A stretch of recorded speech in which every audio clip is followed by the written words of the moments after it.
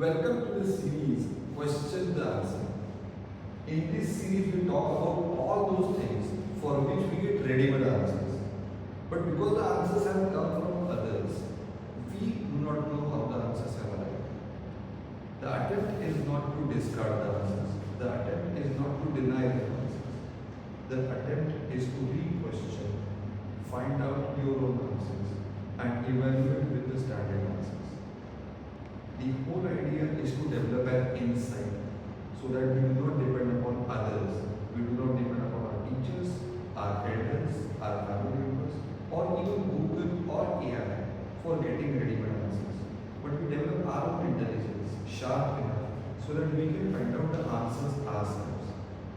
And for this purpose, the question that we have is,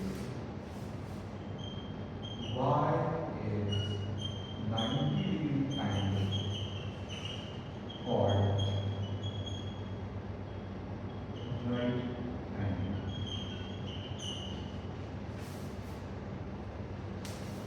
When we give name to something, it is always based on someone. My name is Suyu, and in Hindi, Marathi, Sanskrit, the word Yog means coincidence. Suyu means nice coincidence.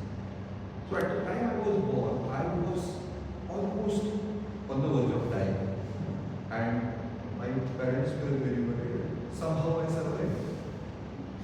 So my parents decided it was totally a very divine coincidence that I am alive, and so I was named as Surya. My point is, every name is given to an entity for some purpose. Why is 90-degree angle given a name called right angle? If it is a right angle, then is there any other angle which we can call as a wrong angle? Or maybe it's not right or wrong. So if this is a right angle, would there be some angle that is a left angle? Or maybe from the point of view of social studies, civics, if the angles can be right or right, would there be an angle of responsibility as well? Now, these are the cliches that we use, the things that are used everywhere, and we are trying to use those words to find a meaning of it. The best way is to dig deep and to find out what the question as to what can be the reason of this need, what can be the logic, what can be the process of this need. We are not talking about who gave this need. We are talking about why, with what logic, what was the process of giving this need to an idea. And for that we have to see a small story. This is a name given in English language, so clearly the word came from Britain. And in Britain there was a man whose job was to build houses. He would build houses, he would build churches, he would build all kinds of things. So once he was given a contract to build a house, let's say, or a church. So he went to the plot and he erected a pole that was going to be the central pillar, and that was kept absolutely vertical. His son was there, 6-7-year-old boy. He wanted to do the same. So he said, Dad, can you take a small piece of land here and make my house here? May not be mine, but can I do the replica of what you did? Dad was very happy. This is the purpose at that time the dad would take their sons to their work, so that the sons get inspired and they start doing the same thing. Dad said, please go ahead, and he gave a small piece of land and asked the son to do the same. The son also erected a pillar, and the pillar unfortunately was not vertical. The angle was less than 90 degrees.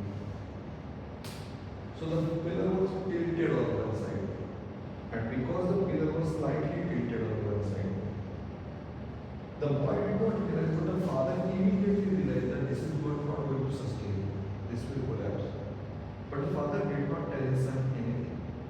The father just went on constructing. The